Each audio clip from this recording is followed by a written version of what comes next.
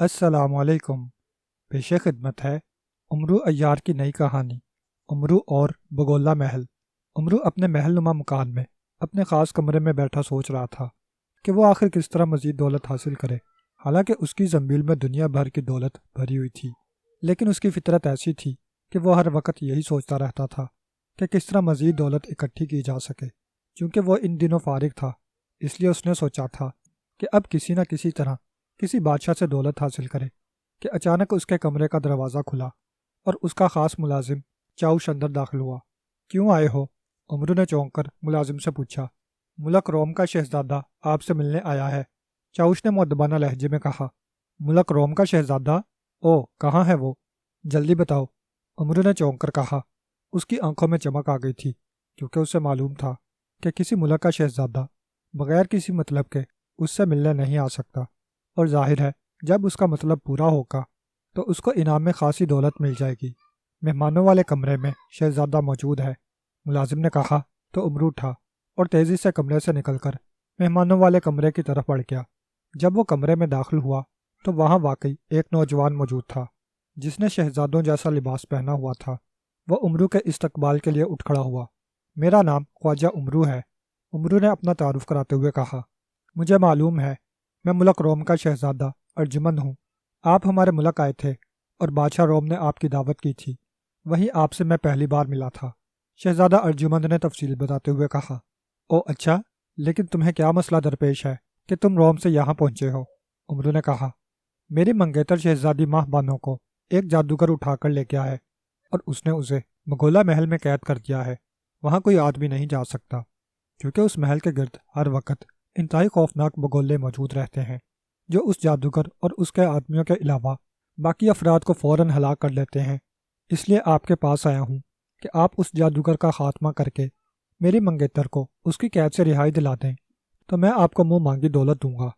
वैसे मैं पेशी के तौर पर 10 थैलियाँ सोने के सिक्कों से भरी हुई लाया हूँ, शहजादा अर्जुमंद ने कहा, और इसके साथ ही उसने एक तरफ पड़ी हुई 10 बड़ी बड़ी थैलियाँ उठाकर उमरू की तरफ बढ़ा दी। ओ, फिर तो तुम्हारा काम ज़रूर होगा, तुम वाकई अक्लमंद आदमी हो। लेकिन पहले मुझे यह बता दो कि काम होने पर तुम मुझे क्या दोगे?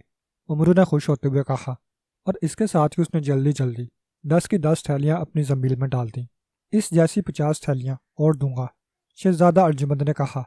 नहीं, 100 थैलियाँ, उमरू ने अपनी लालची तबीयत से मजबूर होकर कहा। ठीक है, मुझे मंजूर है, लेकिन आपको ये काम फ़ौरन करना होगा, क्योंकि आज चाँद की 8 तारीख है और चाँद की 14वीं को वो जादूगर शहजादी माँ बानो से ज़बरदस्ती शादी कर लेगा। शहजादा अर्जुमंद ने कहा। तुम फिक्र मत करो, मैं उस जादूगर को भी बगोला बना दूंगा, तुम अब जा सकते हो, उमरू ने कहा। तो शहजादा सर हिलाता हुआ उठा और फिर सलाम करके बाहर चला गया, जहाँ उसका घोड़ा और मुलाजिम मौजूद थे। उमरू चूँकि बेहद कंजूस था, इसलिए उसने मेहमान को खाना खिलाना तो एक तरफ, उसे कोई मशरूब तक नहीं पिलाया था।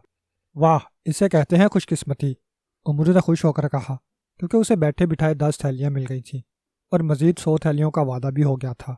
फिर वो अपने महल नुमा मकान से निकला और नज़दीकी जंगल की तरफ बढ़ गया। जंगल में जाकर उसने ज़मील से तख्ती दाऊदी निकाल ली। तख्ती दाऊदी, मुझे बताओ कि यह बगोला महल कहाँ है और यह जादूगर कौन है और इसे कैसे हलाक करके शहजादी माहबानों को छुड़ाया जा सकता है? उमरू ने तख्ती दाऊदी को देखते हुए कहा। तो इसके साथ ही तख्ती दाऊदी पर एक तहरीर उभर आई। ख्वाजा उमरू को बताया जाता है कि बगोला महल बगोले जादूगर का महल है जो उसने जादू से बनाया है। वहाँ उसकी इजाज़त के बगैर कोई दाखिल नहीं हो सकता, और जो दाखिल होना चाहे वो हलाक हो जाता है। और महल की सबसे ऊपरी मंजिल पर 2 मशलें हमेशा जलती रहती हैं, जिनकी वजह से बगोले बनते हैं। अगर उन मशलों को बुझा दिया जाए तो बगोले बनने बंद हो जाएंगे और फिर उस जादूगर तक पहुँचा जा सकता है। लेकिन उस जादूगर ने अपनी जान एक नीले रंग की चिड़िया में रखी हुई है, और ये चिड़िया सुनहरी रंग के एक पिंजरे में बंद है, और यह पिंजरा बगोला महल के एक खुफिया तहखाने में मौजूद है। जब तक इस चिड़िया को हलाक ना किया जाए, बगोला जादूगर और बगोला महल ख़त्म नहीं हो सकते। शुक्रिया, अब मैं सब कुछ खुद ही कर लूँगा। उमरू ने तहरीर पढ़कर तख्ती दाऊदी का शुक्रिया अदा किया, और फिर उसे वापस ज़मील में डालकर उसने ज़मील से हवा में उड़ने वाली खड़ावें निकालीं, और फिर अपनी जूतियाँ उतार कर उसने ज़मील में डालीं और खड़ावें पहन लीं। मुझे मुल्क रोम में मौजूद बगोला महल के सामने पहुँचा दो, उमरू ने ऊंची आवाज़ में कहा, और आंखें बंद कर लीं تو اس کے جسم کو زوردار جھٹکا لگا اور اسے محسوس ہوا جیسے اس کے پیر زمین سے اٹھ گئے ہوں اور وہ ہوا میں تیرتا ہوا آگے بڑھ رہا ہے، لیکن اس کی رفتار اس قدر تیز تھی کہ اگر وہ کوشش بھی کرتا تب بھی وہ آنکھیں نہ کھول سکتا تھا۔ پھر کافی دیر بعد اس کے پیر زمین پر جم گئے اور اس کا جسم بھی ساکت ہو گیا تو اس نے آنکھیں کھول دیں، اور آنکھیں کھولتے ہی وہ یہ دیکھ کر حیران رہ گیا کہ وہ ایک عجیب و غریب انداز کے محل کے سامنے موجود تھا، جس کے اوپر 2 میناروں پر مشعلیں جل رہی تھیں۔ اس محل کے چاروں طرف خوفناک بگولے گھومتے پھر رہے تھے۔ ابھی امرو یہ سب کچھ دیکھ ہی رہا تھا کہ ایک طرف سے خوفناک بگولا گھومتا ہوا اس کی طرف بڑھنے لگا۔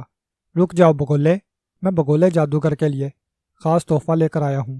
امرو نے ہاتھ اٹھا کر بگولے کی طرف اشارہ کرتے ہوئے کہا، کون سا تحفہ؟ جلدی بتاؤ۔ بگولے میں سے ایک چیختی ہوئی آواز سنائی دی، میرے پاس آب حیات ہے۔ اگر بگولا جادوگر آب حیات پی لے گا تو وہ قیامت تک زندہ رہے گا اور جوان بھی۔ امرو نے فوراً ہی اپنی عیاری کا آغاز کرتے ہوئے کہا، تم یہیں ٹھہرو، میں تمہارے بارے میں اطلاع بھجواتا ہوں۔ بگولے میں سے آواز سنائی دی اور پھر تھوڑی دیر بعد شائیں شائیں کی آوازیں محل سے آتی سنائی دیں۔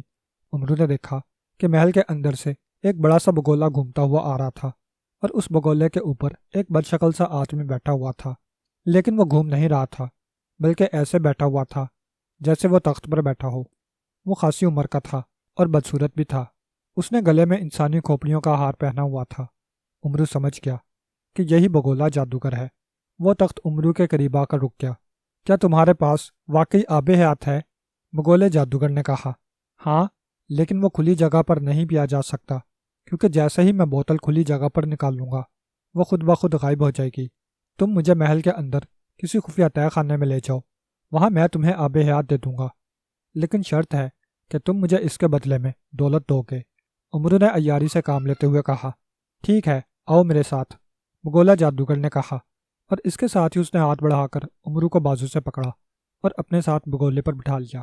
دوسرے لمحے بگولا گھومتا ہوا محل کے اندر چلا گیا اور پھر وہ ایک خفیہ تہہ خانے میں پہنچ گئے، جہاں ایک طرف سنہری پنجرے میں نیلے رنگ کی چڑیا بند تھی۔ اب نکالو، کہاں ہے وہ آب حیات؟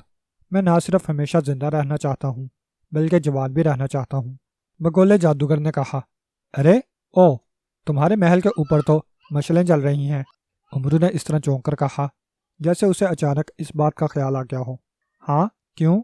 بگولے جادوگر نے چونک کر حیرت بھرے لہجے میں کہا، ان مشعلوں کو عارضی طور پر بند کر دو، ورنہ آب حیات گرم ہو جائے گا اور پھر تم ہمیشہ جوان نہ رہ سکو گے بلکہ جلد ہی دوبارہ بوڑھے ہو جاؤ گے۔ امرو نے کہا، اچھا چلو میں مشعلیں بند کر دیتا ہوں، بگولے جادوگر نے کہا۔ وہ دراصل ہمیشہ زندہ رہنے اور ہمیشہ جوان رہنے کی خواہش کی وجہ سے پاگل ہو رہا تھا۔ اس نے دونوں ہاتھ اٹھائے اور منہ ہی منہ میں کچھ پڑھ کر ہاتھ جھٹکے۔ اب مشعلیں بجھ گئی ہیں، اب نکالو، کہاں ہے آب حیات؟ جادوگر نے کہا۔ کیا تمہارے محل میں کسی ملک کی کوئی شہزادی تو موجود نہیں ہے؟ امرو نے زنبیل میں ہاتھ ڈالتے ہوئے کہا۔ ہاں ہے، ملک روم کی شہزادی ماہ بانو ہے۔ کیوں؟ بگولے جادوگر نے کہا۔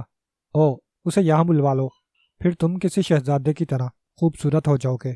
امرو نے ایک شیشی نکالتے ہوئے کہا، اچھا یہ تو واقعی ٹھیک ہے، پھر تو یہ شہزادی بھی مجھ سے شادی پر فوراً تیار ہو جائے گی، بگولے جادوگر نے خوش ہوتے ہوئے کہا، اور اس کے ساتھ ہی اس نے منہ ہی منہ میں کچھ پڑھا تو کمرے کا اندرونی دروازہ کھلا اور ایک نہایت خوبصورت لڑکی اندر داخل ہوئی۔ وہ واقعی شہزادی تھی، لیکن اس کے چہرے پر گہری اداسی طاری تھی۔ تم ملک روم کی شہزادی ماہ بانو ہو؟ امرو نے اس سے مخاطب ہو کر کہا۔ ہاں، مگر تم کون ہو اور مجھے یہاں کیوں بلایا گیا ہے؟ شہزادی نے حیران ہوتے ہوئے کہا۔ کچھ نہیں، ویسے ہی پوچھ لیا تھا۔ ارے ہاں بگولا جادوگر، تمہاری جان تمہارے اندر ہے یا نہیں؟ امرو نے ہاتھ میں پکڑی ہوئی شیشی کا ڈھکن کھولتے ہوئے کہا۔ میرے اندر نہیں ہے، بلکہ اس پنجرے میں موجود نیلی چڑیا میں ہے۔ کیوں؟ بگولا جادوگر نے حیران ہو کر کہا۔ او، پھر تو آب حیات تم پر اثر نہیں کرے گا۔ تم ایسا کرو کہ اس نیلی چڑیا سے اپنی جان نکال کر اپنے اندر ڈال لو۔ آب حیات پینے کے بعد تمہیں چونکہ موت آ ہی نہیں سکے گی، اس لیے تمہیں اپنی جان کسی اور چیز میں رکھنے کی ضرورت ہی نہیں رہے گی۔ امرو نے کہا۔ وہ واقعی اپنی عیاری سے اس بگولے جادوگر کو مسلسل احمق بنائے چلا جا رہا تھا۔ شہزادی ماں بانو بھی حیرت بھرے انداز میں یہ سب کچھ ہوتے دیکھ رہی تھی۔ میں ابھی ایسا کرتا ہوں، بگولے جادوگر نے خوش ہو کر کہا، اور اس کے ساتھ ہی اس نے سنہری پنجرے کا دروازہ کھولا اور اندر ہاتھ ڈال کر اس نے نیلی چڑیا کو مٹھی میں پکڑا اور پھر اسے اپنے منہ سے لگا کر اس نے زور زور سے سانس اندر کھینچنا شروع کر دیا۔ کچھ دیر بعد نیلی چڑیا مردہ ہو چکی تھی۔ اس نے اسے واپس پنجرے میں ڈال دیا۔ لو، اب میری جان میرے اندر آ گئی ہے، اب دو مجھے آب حیات، بگولے جادوگر نے کہا۔ لیکن مجھے دولت تو دو، امرو نے کہا۔ بعد میں ملے گی، ابھی نہیں، بگولے جادوگر نے اس بار غصیلے لہجے میں کہا۔ اگر ایسا ہے تو پھر بھگتو، امرو نے کہا، اور اس کے ساتھ ہی اس نے شیشی کا ڈھکن کھول کر اس میں موجود پانی اس پر چھڑک دیا۔ یہ عرق بے ہوشی تھا۔ جیسے ہی یہ بگولے جادوگر پر پڑا وہ فوراً ہی بے ہوش ہو گیا۔ جادو کے بگولے چونکہ مشلنج بجھ جانے کی وجہ سے ختم ہو گئے تھے اور جادوگر کی جان بھی اس میں موجود تھی، اس لیے جادوگر کے بے ہوش ہوتے ہی امرو نے خنجر سلیمانی نکالا اور جادوگر کے سینے میں مار دیا۔ اس کے ساتھ ہی ایک دھماکہ ہوا اور ہر طرف دھواں سا چھا گیا۔ میرا نام بگولا جادوگر تھا، میں بے حد طاقتور تھا اور بگولے محل میں رہتا تھا۔ مجھے امرو نے اپنی عیاری سے ہلاک کر دیا ہے، بگولا جادوگر کی روتی ہوئی آواز سنائی دی۔ اور پھر جب دھواں چھٹا تو امرو نے دیکھا کہ وہ ایک وسیع میدان میں موجود تھا اور شہزادی ماں بانو بھی اس کے ساتھ تھی۔ بگولا محل غائب ہو گیا تھا۔ امرو نے جب ساری بات شہزادی ماں بانو کو بتائی تو وہ بے حد خوش ہوئی اور اس نے بھی امرو کو بے شمار دولت دینے کا وعدہ کر لیا۔ امرو خوش ہو گیا کہ اب وہ شہزادے ارجمند کے ساتھ ساتھ شہزادی ماہ بانو سے بھی دولت حاصل کرے گا۔ امرو عیار اور آقا جادوگر۔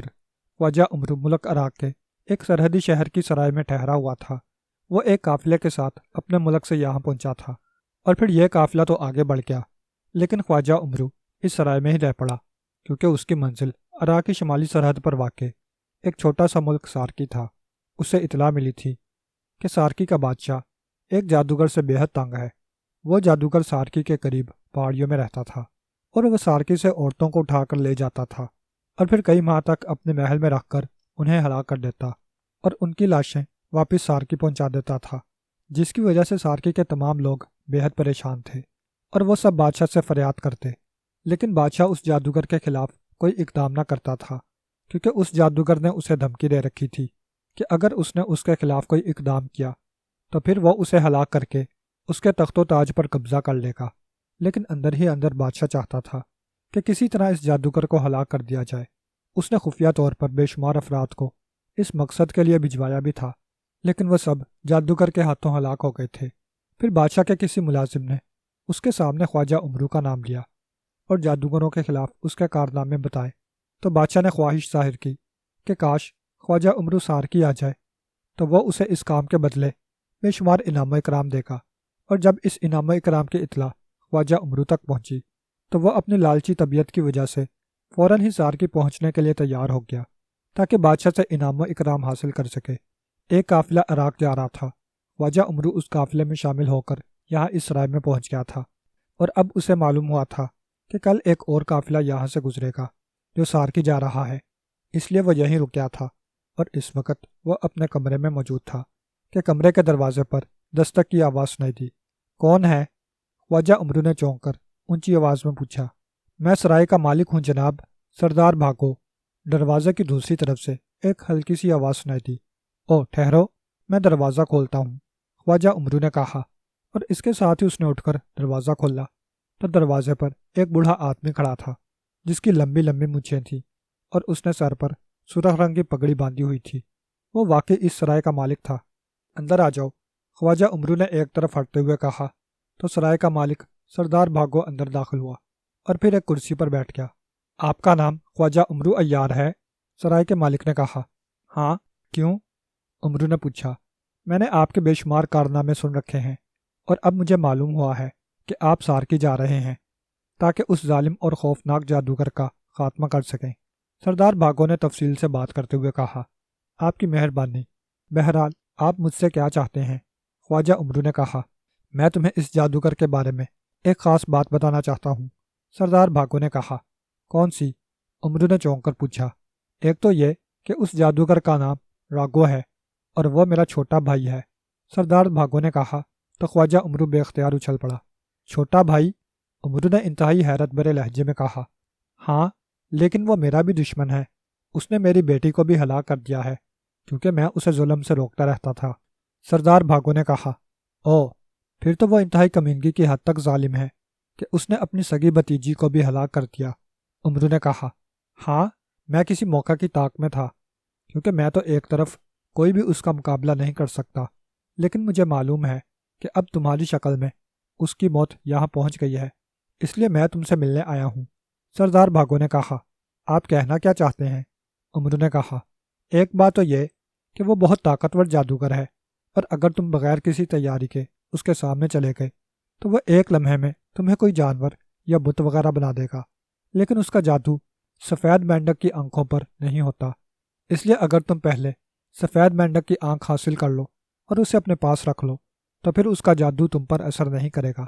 اور دوسری بات یہ کہ اس نے اپنی حفاظت کے لیے 4 انتہائی طاقتور پہلوان نما آدمی رکھے ہوئے ہیں، جو اس قدر طاقتور ہیں کہ اگر کسی دیو کو مکہ مار دیں تو اس کی ہڈیاں ٹوٹ جائیں۔ ان چاروں کا سردار چانگو ہے، وہ ان سب سے زیادہ طاقتور اور وحشی ہے، اسے اگر تم کسی طرح ہلاک کر دو تو باقی تینوں خود بخود ہلاک ہو جائیں گے۔ اس کے بعد تم راگو جادوگر کا خاتمہ کر سکتے ہو، پہلے نہیں۔ سردار بھاگو نے کہا، یہ سفید مینڈک کہاں ہوگا؟ خواجہ امرو نے پوچھا، مجھے نہیں معلوم، لیکن یہ بات مجھے خود راگو جادوگر نے بتائی تھی، اور ان طاقتور محافظوں کو میں خود دیکھ چکا ہوں۔ سردار بھاگو نے کہا، ٹھیک ہے، آپ کا شکریہ، میں ان باتوں کا خیال رکھوں گا۔ خواجہ امرو نے کہا تو سردار بھاگو اٹھا اور کمرے سے باہر چلا گیا۔ تو خواجہ امرو نے زنبیل میں سے بولنے والی گڑیا نکال لی اور اس کے سر پر انگوٹھا رکھ کر دبایا تو گڑیا کی آنکھیں زندہ انسانوں جیسی ہو گئیں۔ بولنے والی گڑیا، مجھے بتاؤ کہ راگو جادوگر کے خاتمے کے لیے مجھے کیا کرنا ہوگا؟ امرو نے گڑیا سے مخاطب ہو کر کہا، ابھی سردار بھاگو نے جو کچھ تمہیں بتایا ہے وہ درست ہے، تمہیں پہلے سفید مینڈک کو تلاش کر کے اسے ہلاک کرنا ہوگا اور اس کی دائیں آنکھ نکال کر اپنے پاس رکھنی ہوگی، ورنہ تم اس ظالم اور خوفناک جادوگر کا مقابلہ نہ کر سکو گے۔ بولنے والی گڑیا نے جواب دیتے ہوئے کہا، یہ سفید مینڈک کہاں ہے؟ امرو نے پوچھا، یہ سارکی کے بادشاہ کے شاہی باغ کے تالاب کی تہہ میں رہتا ہے، لیکن جب تک تالاب کا سارا پانی باہر نہ نکالا جائے تم اس مینڈک کو ہلاک نہیں کر سکو گے۔ اب تم یہ کس طرح کرتے ہو یہ سوچنا تمہارا اپنا کام ہے، بولنے والی گڑیا نے کہا، اور اس کے ساتھ ہی اس کی آنکھیں بے نور ہو گئیں۔ تو امرو نے اسے واپس زمین میں ڈال دیا۔ مجھے اب قافلے کا انتظار کرنے کی بجائے اڑن قالین پر سارکی پہنچنا چاہیے، تاکہ میں جلد از جلد اس جادوگر کو ہلاک کر کے بادشاہ سے انعام حاصل کر سکوں۔ خواجہ امرو نے بڑبڑاتے ہوئے کہا، اور پھر وہ کمرے سے باہر آیا۔ اس نے سرائے کے مالک سے مل کر اسے بتایا کہ وہ جلد از جلد سارکی پہنچنا چاہتا ہے۔ تمہیں واقعی فوراً وہاں پہنچنا چاہیے، کیونکہ مجھے ابھی ایک گھڑ سوار نے اطلاع دی ہے کہ بادشاہ کی اکلوتی لڑکی شہزادی یاسمین کو جادوگر نے اس کے محل سے اٹھوا لیا ہے، اور وہ اس سے زبردستی شادی کرنا چاہتا ہے، اس لیے اب بادشاہ غصے سے پاگل ہو رہا ہے۔ ان حالات میں اگر تم وہاں پہنچ گئے تو بادشاہ تمہیں اس قدر انعام دے گا کہ شاید عام حالات میں اتنا انعام نہ دیتا، لیکن جو کچھ میں نے بتایا ہے اس کا خیال رکھنا، ورنہ تم خود اس کے ہاتھوں ہلاک ہو جاؤ گے۔ سردار بھاگو نے کہا تو امرو نے اس سے وعدہ کیا کہ وہ اس کی بتائی ہوئی باتوں کا خیال رکھے گا، اور پھر وہ سرائے سے باہر آ کر ایک ویران جگہ پر پہنچا۔ اس نے زمین سے اڑن قالین نکالا اور اسے زمین پر بچھا کر خود اس پر بیٹھ گیا۔ اڑن قالین، مجھے سارکی شہر کے قریب پہنچا دو، امرو نے کہا۔ تو اڑن قالین ایک جھٹکے سے ہوا میں بلند ہوا اور پھر کافی بلندی پر پہنچ کر وہ تیزی سے آگے بڑھتا چلا گیا۔ اس کی رفتار بے حد تیز تھی، اس لیے خواجہ امرو آنکھیں بند کیے بیٹھا ہوا تھا۔ تقریباً 1 گھنٹے بعد قالین کی رفتار آہستہ ہوئی تو امرو نے آنکھیں کھول دیں۔ وہ واقعی ایک بہت بڑے شہر کے پاس موجود تھا۔ پھر قالین نیچے اتر گیا تو امرو نیچے اترا اور اس نے قالین کو لپیٹ کر واپس زمین میں ڈالا اور تیز تیز قدم اٹھاتا شہر کے اندر کی طرف بڑھ گیا۔ تھوڑی دیر بعد اسے فوراً ہی شاہی محل پہنچا دیا گیا، کیونکہ بادشاہ کو جیسے ہی اس کی آمد کی اطلاع ملی اس نے فوراً اسے طلب کر لیا۔ تم اس جادوگر کا خاتمہ کر دو امرو، تو جو انعام تم کہو گے تمہیں ملے گا۔ اس نے اب میری بیٹی کو اغوا کر لیا ہے۔ بادشاہ نے کہا، میں حاضر ہی اسی لیے ہوا ہوں بادشاہ سلامت، لیکن نیک شگون کے طور پر آپ پہلے مجھے کچھ انعام پیشگی عنایت کر دیں، امرو نے اپنی لالچی طبیعت سے مجبور ہو کر کہا، اور بادشاہ نے اسے 100 تھیلیاں جو سونے کے سکوں سے بھری ہوئی تھیں دے دیں، جو خواجہ امرو نے اپنی زمین میں ڈال لیں، اور پھر اس نے بادشاہ کے شاہی باغ میں موجود تالاب کو خشک کرنے کی فرمائش کر دی تاکہ وہ اس کی تہہ میں موجود سفید مینڈک کو پکڑ سکے۔ تو بادشاہ نے پوری فوج کو اس کام پر لگا دیا، اور پھر مسلسل تالاب سے پانی نکالنے کے بعد آخرکار تالاب پانی سے خالی ہو گیا تو اس کی تہہ میں واقعی ایک چھوٹا سا سفید مینڈک موجود تھا۔ امرو نے اسے پکڑا اور خنجر سے اسے ہلاک کر کے اس کی دائیں آنکھ نکال کر اپنی جیب میں رکھ لی۔ اس کے بعد وہ بادشاہ سے اجازت لے کر شاہی محل سے باہر آیا۔ اس نے زمیل میں سے ایک بار پھر بولنے والی گڑیا نکال لی اور اس کے سر پر انگوٹھا رکھ کر دبایا تو گڑیا کی آنکھیں زندہ انسانوں جیسی ہو گئیں۔ بولنے والی گڑیا: سفید مینڈک کی آنکھ تو میں نے حاصل کر لی ہے، لیکن ان طاقتور محافظوں کو کیسے ہلاک کیا جائے گا اور اس جادوگر کا خاتمہ کیسے ہوگا؟ امرو نے بولنے والی گڑیا سے مخاطب ہو کر کہا: خواجہ امرو، طاقتور محافظوں کے سردار سے تمہیں اپنی عقل سے مقابلہ کرنا ہوگا۔ اگر تم نے اسے نیچے گرا لیا تو وہ خود بخود ہلاک ہو جائے گا، اور اگر اس نے تم پر قابو پا لیا تو پھر تم ہلاک ہو جاؤ گے۔ اور جہاں تک جادوگر کی ہلاکت کا تعلق ہے تو وہ بے حد آسان ہے۔ تم سفید مینڈک کی آنکھ کو اس کی ناک پر مار دینا تو وہ فوراً ہی ہلاک ہو جائے گا۔ بولنے والی گڑیا نے جواب دیا۔ اس کے ساتھ ہی اس کی آنکھیں بے نور ہو گئیں۔ اچھا، جو ہوگا دیکھا جائے گا، وہاں پہنچا تو جائے، امرو نے کہا، اور اس کے ساتھ ہی اس نے گڑیا زمیل میں ڈال لی اور پھر زمیل میں سے جادوئی جوتیاں نکال لیں اور اپنی جوتیاں اتار کر انہیں زمیل میں ڈالا، اور پھر جادوئی جوتیاں پہن کر اس نے جوتیوں کو حکم دیا کہ اسے جادوگر کے محل کے قریب پہنچا دیا جائے۔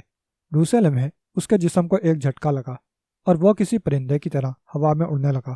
کافی دیر بعد اس کا جسم نیچے اترنے لگا۔ اب اسے پہاڑیاں صاف دکھائی دے رہی تھیں، اور پھر وہ ایک سیاہ رنگ کی پہاڑی کے قریب پہنچ کر نیچے اتر گیا۔ اس نے جادوئی جوتیاں اتار کر واپس زمین میں ڈال لیں اور اپنی عام سی جوتیاں نکال کر پہن لیں۔ اب وہ سوچ رہا تھا کہ اس جادوگر کا محل تلاش کرے کہ اچانک اسے پہاڑی کی دوسری طرف دوڑتے ہوئے قدموں کی آوازیں سنائی تھیں، اور پہاڑی کی ایک طرف سے نکل کر ایک انتہائی لمبے قد اور طاقتور جسم کا آدمی نکل کر سامنے آ گیا۔ اس نے زرد رنگ کا زیر جامہ پہنا ہوا تھا جس کے اوپر اس نے پیٹی باندھ رکھی تھی۔ اس کا باقی جسم ننگا تھا۔ اس کے لمبے لمبے بال اس کے کاندھوں پر پڑے ہوئے تھے، اور وہ واقعی اپنی جسمانی ساخت سے طاقت کا پہاڑ دکھائی دے رہا تھا۔ تم آئے ہو آقا جادوگر کو ہلاک کرنے، تم چڑی مار، میں ابھی تمہاری ہڈیاں توڑتا ہوں، اس آدمی نے چیخ کر کہا، اور اس کے ساتھ ہی اس نے اس انداز میں آگے بڑھ کر ہاتھ پھیلائے جیسے وہ امرو پر حملہ کرنے والا ہو۔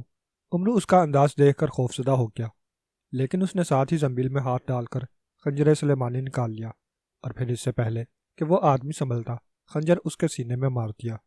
اس آدمی نے تیزی سے غوطہ لگا کر بچنے کی کوشش کی، لیکن وہ خنجر سلیمانی تھا، اس لیے وہ خود بخود گھوم کر اس کے سینے میں دستے تک اتر گیا، اور وہ آدمی چیخ مار کر نیچے گرا اور بری طرح تڑپنے لگا۔ اسی لمحے ایک خوفناک جادوگر چیختا ہوا وہاں پہنچ گیا، لیکن امرو نے اسے سنبھلنے کا موقع نہ دیا اور جیب سے سفید مینڈک کی آنکھ نکال کر اسے جادوگر کی ناک پر مار دیا تو ایک خوفناک دھماکہ ہوا اور ہر طرف دھواں چھا گیا۔ مجھے آقا جادوگر کہا جاتا تھا، مجھے امرو نے سفید مینڈک کی آنکھ مار کر ہلاک کر دیا، ایک روتی ہوئی آواز سنائی دی، اور پھر جب دھواں چھٹا تو وہاں جادوگر اور اس کے محافظوں کی لاشیں پڑی تھیں۔ اسی لمحے ایک خوبصورت شہزادی وہاں پہنچ گئی، وہ شہزادی یاسمین تھی۔ اس نے جب جادوگر کو ہلاک ہوئے دیکھا تو وہ بے حد خوش ہوئی۔ امرو اسے اڑن قالین پر اپنے ساتھ بٹھا کر واپس سارکی لے آیا، اور جب بادشاہ کو معلوم ہوا کہ جادوگر ہلاک ہو گیا ہے تو اس نے واقعی دل کھول کر امرو کو انعام دیا، اور امرو اس قدر بھاری انعام پا کر بے اختیار خوشی سے ناچنے لگا۔